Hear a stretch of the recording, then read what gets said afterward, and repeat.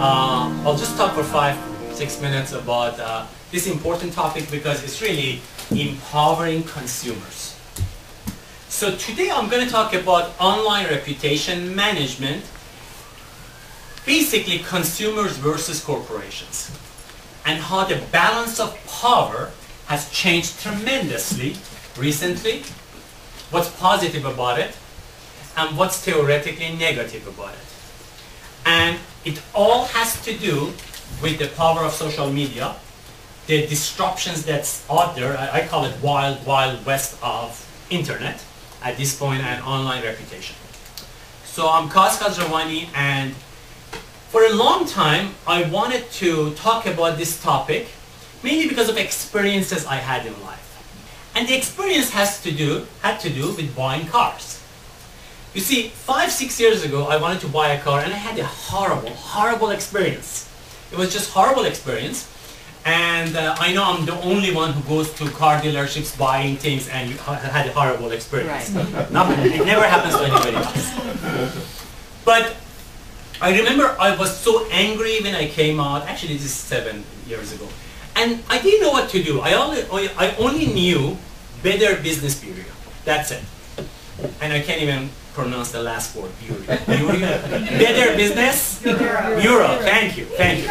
All right. So you just have to say it so I can follow you. Now, I'll follow you everywhere. Okay. All right. So what happened was I had such a horrible experience. I reported it to BBB, and I didn't know what to do. I really had very little power.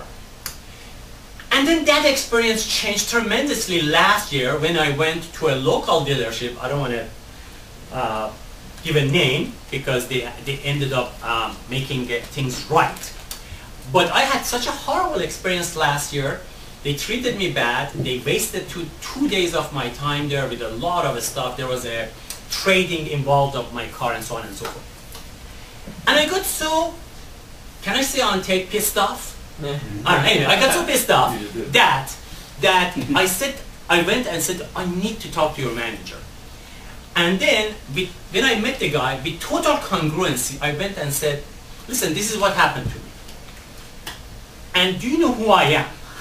Of course they said, who are you? You know? And I said, well, I do online reputation management, which can translate into online reputation attack, if I want to, basically. And what I'm about to do in the next 7 days, the top page of Google is going to be populated with horrible things about your dealership, and there's absolutely nothing you or your attorneys can do about it. This is it. I promise you, and I walked away. I was getting in the car. The manager and 2 other guys ran after me. And I was worried they're going to beat me up probably. And everything changed.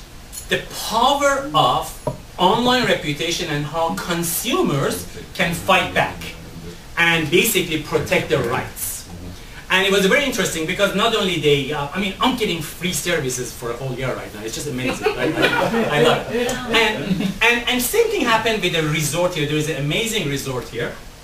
There are a bunch of them, and I don't want to name the name. And I was there with my mother, having whatever my mother has, tea. And then she tells me what to eat and what to drink, so I do that.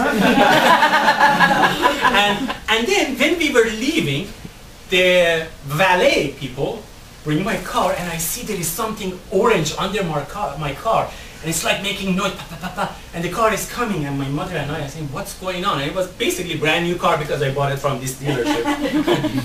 And I said, oh, I'm going to give it to them if something is wrong with the car. But the valet person simply, in a very cool way, drove over those yellow, orange cones. Thank you. I couldn't have think of that word. Cones, and just drag it. He could hear it, I could hear it, everybody could hear it, but he couldn't care less. So he come and stop there, and then he says, don't worry, if you drive, it'll fall. And of course I drive, it doesn't fall, it's just stuck under the car. And it really wasn't a big issue, but the big issue was how, in an amazing, I mean, it's a cool resort, how the customer service can be something like that. So I actually wrote the general manager, and I basically said, you know, This is what I do. I love it. This is what I do for a living, by the way. And this is what happened, and it's just not right, and this is not how you should train your staff members. And next thing you know, I get a free weekend in that resort. Awesome. I love it. So, now I'm not saying that to impress you, but to impress upon you that we have the power now as consumers. Now, you don't necessarily have to do what I do because sometimes they call your bluff. And, and regardless, but it's truly possible to use social media sites and blogs and so on and so forth to fight back. But also opposite that can happen. Let me tell you about nightmare. Many of my clients happen to be law firms because when people are under attack when it comes to character assassination, they tend to go to attorneys. Except the law of the land, let alone universe, I mean the planet, doesn't help you with a lot of these cases because there is something funny called in America called freedom of speech. That you can actually go and say a lot of things just because you want to. Yay. Especially online, you can go and basically have your opinion about somebody. And it could be a nasty thing, basically. Also, there is a law that prevents us to sue the websites, such as Google, Yelp, or whatever, that happen to have information about us that we don't like, basically. Because they're just hosting it, they're just showing it. So, negative things can happen too.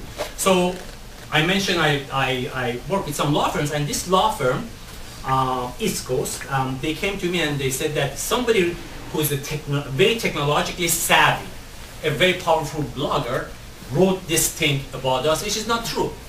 So I said, what did you do? And of course they did all the wrong things. They said, we sued him.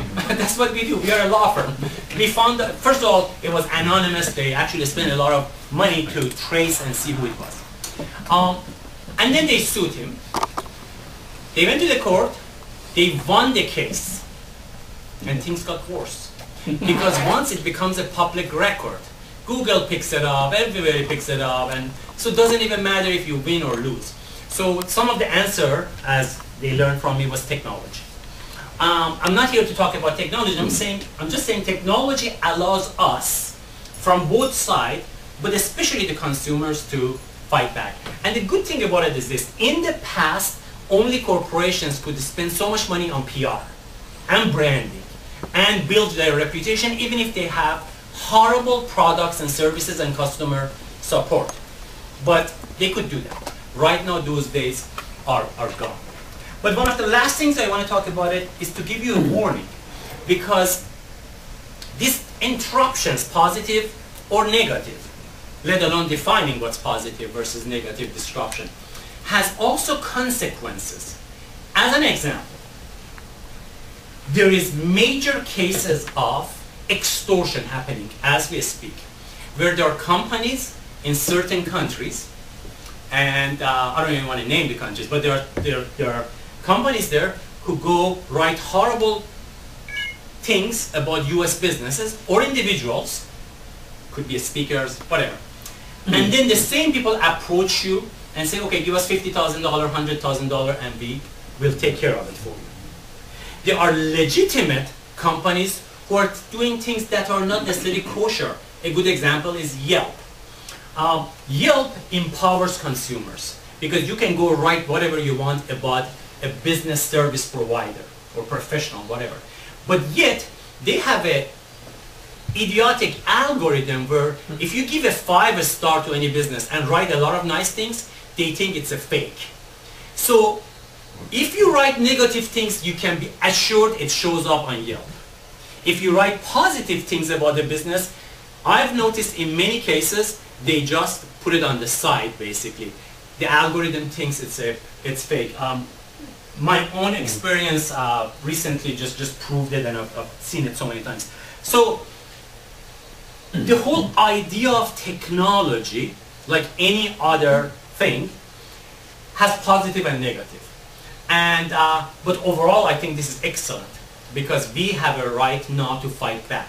And truly, the online reputation is an area that you will see in the next couple of years is going to explode, mainly because people tend to basically write things now online. This could be your ex, this could be your former employee, and this also could be totally legitimate reviews by consumers. But the best thing I'm really interested is the whole idea of that the crime and extortion, everything is now online, and it truly can affect any one of us. And once when it comes towards you, you'll be shocked how tough it is to get rid of it, basically.